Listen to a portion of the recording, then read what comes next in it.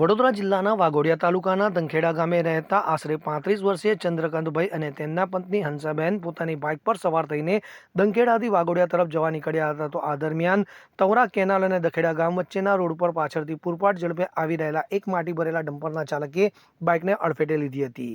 આ અકસ્માતમાં પતિ પત્ની બંને ડમ્પરના ટાયર નીચે કચડાઈ જતા ગંભીર ઇજાઓ થવાના કારણે તેમનું ઘટના સ્થળે જ કમકમાટીભર્યું મોત નીપજ્યું હતું, જેના લીધે તેમના બે નાના બાળકોએ માતા પિતાની છત્રછાયા ગુમાવતા તેમના ભવિષ્ય સામે મોટો પ્રશ્નાર્થ ઊભો થયો છે.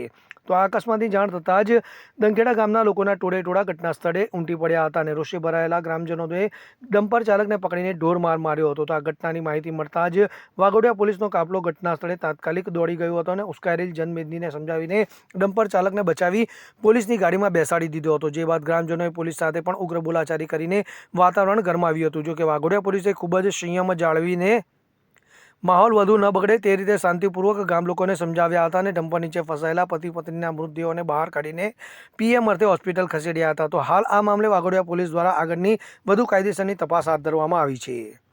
યુનિસ ગાંચી સાથે વાઘોડિયા. એટલે હોની ગાડી છે ભૈયા? આ ભાઈ માટીની ગાડી છે. કઈ ગાડી ચાલે છે? આ ધોળાદરા સીમમાં ચાલે છે. અને જે મૃત્યુ પામ્યા છે કોણ છે તમારા? મારા ભાઈ ભાભી છે. કઈ જતા હતા? વાઘોડિયા જતા હતા. અને આ માટી ભરેલી ગાડી કે જતી હતી? એ આવે વાઘોડિયા બાજુ જ જતી હતી. આ મૃત્યુ પામનું નામ શું છે? ચંદ્રકાંતભાઈ.